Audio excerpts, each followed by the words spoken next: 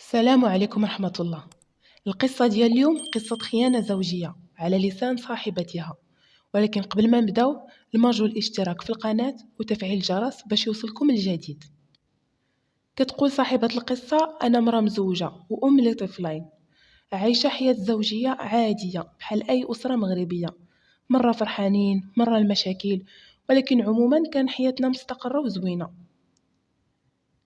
امتى غادي تقلب حياتي؟ نهار اللي غنزور فيه عائله الزوج ديالي وغينطق خوه وغيسولني على راجلي، غيقول لي بلي يلاه شفتكم انت وياه، فينا هو خويا. انا كنت جيت غير بوحدي وما كانش معايا. فاش بديت كنحقق معاه في الهضره بقى كيدخل يخرج عليا وزرب عليا صافي وخرج. انا هذيك الهضره ديالو ما قنعتنيش.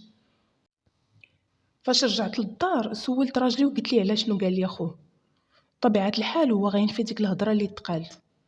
انا بدات يدخلني الشك ووليت مراقبه التصرفات ديالو ومراقبه التليفون ديالو، الميساجات اللي دخلوا كنراقبهم، المهم اي حاجه كيديرها كنراقبها.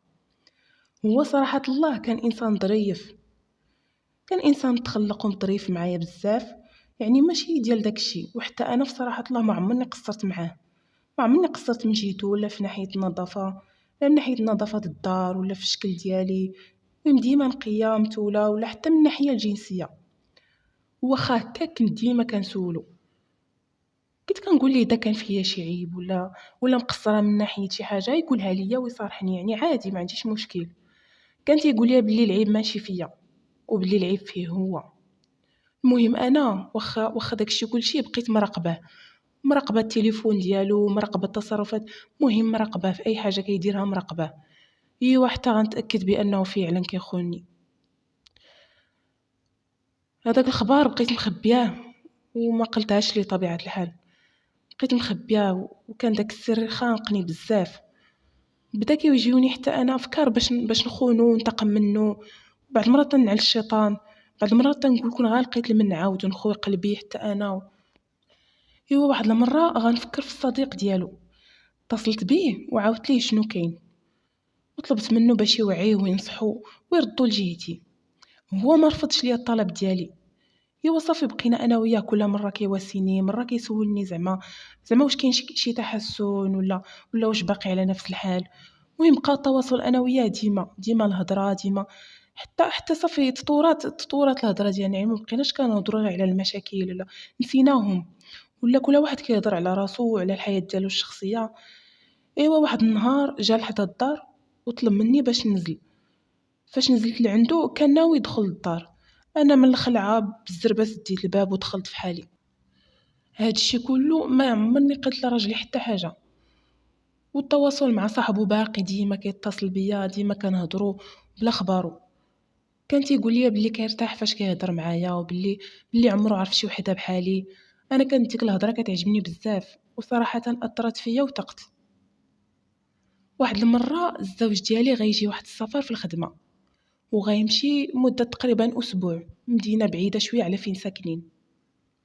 فاش غيعرف صاحبو غيتصل بيا وغيعرض عليا باش نتلاقاو انا وياه، ونجلسو نتعاودوا على المشاكل ونخوي عليه قلبي. هو كان ميسور شويه وداني لواحد البلاصه زوينه، جلسنا ضحكنا ودوزنا وقت زوين. ما سخيناش كاع نتفارقوا. فاش جينا فحالنا المهم بقينا كنتلاقاو كل مره واش من بلاصه كنمشيو. واحد المره غنزعم وغنعرض عليه للدار. ايوا غندوزو انا وياه واحد الليله ما عمري نسيتها. واخا كنت كنبغي راجلي ولكن في ديك اللحظه نسيتو. كنت نوهم راسي بلي انتقمت لنفسي على الخيانه ديالو، ولكن الضمير ديالي ما كانش مرتاح. كنت فوقاش ما نشوفو